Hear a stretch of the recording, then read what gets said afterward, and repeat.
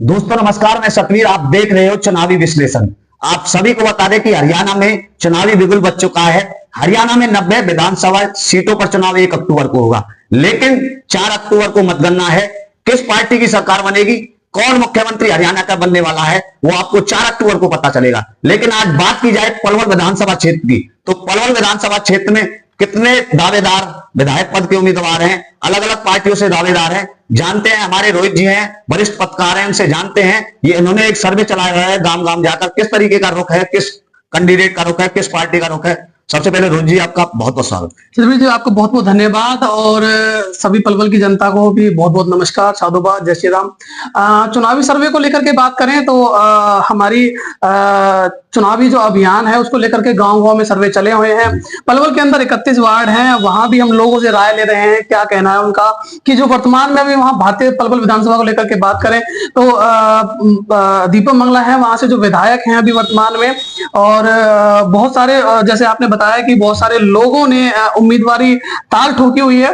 और यदि पलवल विधानसभा को लेकर के बात करें तो जो सामने आ रहा है कि कहीं ना कहीं इस बार जो जातीय समीकरण है वो सामने आ रहे हैं, और हर एक पार्टी, चाहे वो भारतीय जनता पार्टी है, चाहे वो कांग्रेस है, वो एक जातीय समीकरण पे आधारित रहती है। तो ब्राह्मण को लेकर के बात करें तो मूलचंद शर्मा जी को बल्लभगढ़ से टिकट ऑलरेडी जहां तक है मिलने के चांस है, और पलवल में भी 2 ब्राह्मण चेहरे हैं जो इस बार कहीं ना कहीं विधायक की दावेदारी है उस पे गौरव गौतम और बीरपाल दीक्षित वो कहीं ना कहीं सामने आ रहे हैं। और उनमें भी यदि बात करें तो काफी लंबा टाइम पीरियड बीरपाल दीक्षित जी जो हैं उनके पिताजी ने भी बहुत सारे चुनाव लड़े हैं, और बीरपाल जी भी पिछली बार भी कहीं ना कहीं टिकट के दावेदार थे, लेकिन भारतीय जनता पार्टी से टिकट नहीं मिल पाई। 5 साल उन्होंने लगातार मेहनत भी की, समाज में रहे, लोगों के बीच रहे, लोगों के कार्यक्रम में रहे। वहीं गौरव गौतम को लेकर के बात करें तो वो भी लगातार इस तरीके से लोगों के बीच में रहे, लेकिन अभी युवा हैं, यंग हैं, ये कहीं ना कहीं एक सामने समीकरण आ रहा है। लेकिन वर्तमान में जो वहां से भारतीय जनता पार्टी के जो विधायक हैं दीपक मंगला, उनका यदि बात करें तो कहीं ना कहीं उनको बताते हैं कि जो अधिकारी हैं उनपे एक अच्छी एडमिनिस्ट्रेशन पे पकड़ नहीं है। लोग उससे कहीं ना कहीं खफा है कि जाते हैं, आश्वासन मिल जाता है, लेकिन कहीं ना कहीं जो चीजें लोगों के मन में होती हैं वो कहीं ना कहीं महत्वाकांक्षा जो होती हैं वो पूरी नहीं हो पा रही हैं, और वो कहीं ना कहीं एक एंटी कमंसी बन सकते हैं, क्योंकि वो पहले भी 5 साल राजनीतिक सचिव रहे हैं और अब वर्तमान में वो पलवल विधानसभा के विधायक हैं। यदि बात करें बैसलात को लेकर के, क्योंकि वहां एक समीकरण गुजरों का भी है और एक बैसलात का बहुत बड़ा फैक्टर वहां उस क्षेत्र में पलवल विधानसभा में जो हावी है वो रहता है। यदि बात करें वहां से भी जो प्राइवेट स्कूल एसोसिएशन के प्रधान है सतवीर पटेल, वो भी एक मजबूत उम्मीदवार के रूप में सामने आ रहे हैं। राजेंद्र बैसला हैं, संजय गुर्जर हैं, वो एक अच्छी उम्मीदवारी वहां से सामने दिख रही है। इनको लेकर के बात करें, पलवल विधानसभा को लेकर के बात करें तो इस तरीके के समीकरण गाँव में, जैसे हमारी सर्वे जा रही है तो बैसलात में भी हम गए हैं, काफी सारे गाँव में घूमे हैं, तो वहां से कहीं ना कहीं इस बार बैसलात का कहना है कि यदि गुर्जर को टिकट मिलती है तो वो हर तरीके से भारतीय जनता पार्टी के उम्मीदवार को सपोर्ट। यदि रोहित जी बात की जाए, आपने भारतीय जनता पार्टी के दावेदारों के नाम बताए, लेकिन अभी किसी पार्टी ने टिकट अनाउंस नहीं की। अभी जो टिकट की अनाउंसमेंट हुई, अभी जो एक पार्टी है सुभाष चंद्र बोस वाली, उसमें रवि चौहान को टिकट पलवल विधानसभा क्षेत्र से दी गई है। लेकिन अभी बात की जाए कांग्रेस पार्टी की, भाजपा पार्टी की, इनेलो पार्टी की या जसपा पार्टी की, अभी किसी भी पार्टी ने अनाउंस नहीं किया टिकट। लेकिन बात की जाए कांग्रेस पार्टी की, किस तरीके का मुकाबला, क्योंकि अभी कांग्रेस की उस पर टिकट पर भी पूर्व विधायक हैं करण सिंह दलाल जी, सुभाष चौधरी जी, नेत्रपाल अदाना जी, अन्य और नाम है। ऐसे ही और पार्टी की लेकर बात करें तो किस तरीके से मुकाबला है, आप गांव गांव जाकर के सर्वे करें?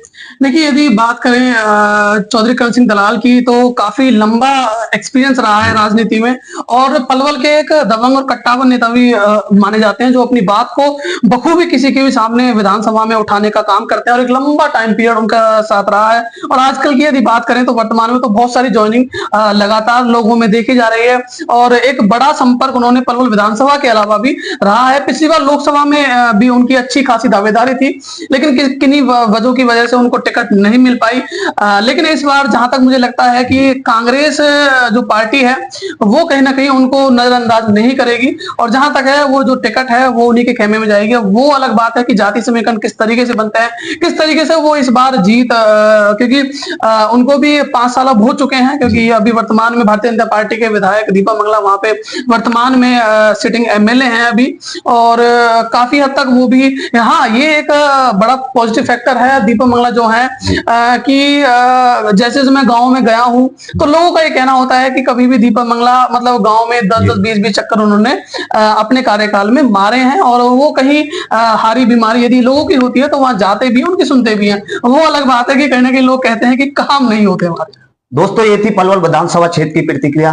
रोहित जी हैं, वरिष्ठ पत्रकार हैं पलवल से, इन्होंने पूरे विस्तार से बताया। उन्होंने चुनावी सर्वे चलाया हुआ है, हर गांव के अंदर जाते हैं, लोगों की राय लेते हैं। लेकिन बात की जाए, अभी किसी भी पार्टी ने टिकट अनाउंस नहीं की है।